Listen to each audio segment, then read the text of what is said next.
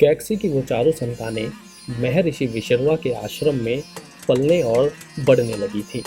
एक दिन जब कुबेर अपने पुष्पक विमान पर बैठकर अपने पिता महर्षि विशर्वा से मिलने के लिए उनके आश्रम में आए, तो कैकसी ने अपने पुत्र दशग्रीव से कहा कि बेटा, तुम्हारा भाई कितना तेजस्वी है, इसलिए तुम भी कोई ऐसा यत्न करो कि अपने भाई की तरह तेजस्वी और वैभव संपन्न हो जाओ। माता की यह बात सुनकर दशग्रीव ने यह प्रतिज्ञा ली कि मैं अपने भाई कुबेर से भी बढ़कर वैभवशाली और तेजस्वी बनूंगा। और उसके बाद वो अपने भाइयों सहित गोकर्ण के पवित्र आश्रम में चला गया था।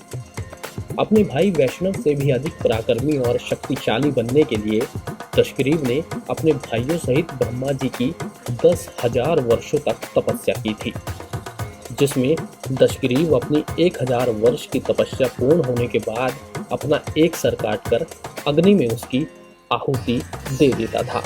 इस प्रकार जब दशग्रीव की तपस्या के 10,000 वर्ष पूरे हुए, तब वह अपना 10वां और आखिरी सर भी काटकर उसकी आहुति देने जा रहा था। परंतु तभी परमपिता ब्रह्मा जी सभी देवताओं के साथ उसके पास पहुंच गए और दशग्रीव से कहा था कि मैं तुम्हारी तपस्या से बहुत प्रसन्न हूँ, इसलिए तुम अपना मन चाहा वर मुझसे मांग लो। परमपिता की यह बात सुनकर दशग्रीव ने मांगा कि मैं गरुड़, नाग, यक्ष, दैत्य, दानव, राक्षस तथा देवताओं में से किसी के भी हाथों ना मारा जा सकूं। ब्रह्मा जी ने तथास्तु कहकर उसकी इच्छा पूरी कर दी। साथ ही उसे ये वरदान भी दिया कि उसने अपने जितने सिरों की आहुति दी है वो वापस प्रकट हो जाएंगे और वो जब चाहे अपने मन से जैसा चाहे वैसा रूप धारण कर सकेगा। परमपिता ने विभीषण से यह कहा था कि तुम्हारी बुद्धि हमेशा धर्म में लगी रहती है, इसलिए मैं तुम्हारे तप से बहुत प्रसन्न हूँ। तुम भी मुझसे अपना मन चाहा वर मांग लो। परमपिता ब्रह्मा जी की यह बात सुनकर विभीषण ने कहा था, आप मुझ पर प्रसन्न हैं तो कुछ भी पाना शेष नहीं रह गया है।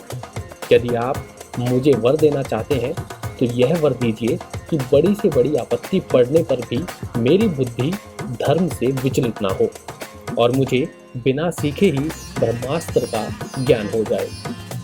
विभीषण की यह बात सुनकर ब्रह्मा जी अत्यंत प्रसन्न हुए और उन्हें उनका मांगा वरदान देने के साथ ही अमृत का वरदान भी दे दिया।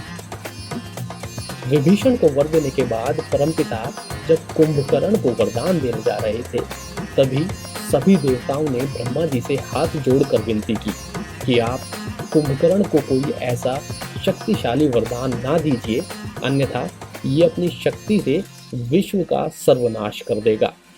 इसीलिए आप इसे वर की बजाय मोह प्रदान कीजिए। देवताओं की यह बात सुनकर ब्रह्मा जी ने देवी सरस्वती जी का स्मरण किया और देवी के प्रकट होने पर यह कहा था कि देवी, तुम राक्षस कुंभकर्ण की जीभ पर विराजमान हो जाइए और कुंभकर्ण की ऐसी वाणी बनकर प्रकट हो जाइए जिससे सभी लोगों और देवताओं का कल्याण हो। ब्रह्मा जी की आज्ञा पर देवी सरस्वती जी ने ठीक वैसा ही किया और कुंभकर्ण ने ब्रह्मा जी से ये वरदान मांगा कि मैं अनेकों वर्षों तक सोता रहूं। कुंभकर्ण की यह बात सुनकर ब्रह्मा जी ने तुरंत ही तथास्तु कह दिया था और सभी देवताओं के साथ अपने लोक को वापस चले गए थे।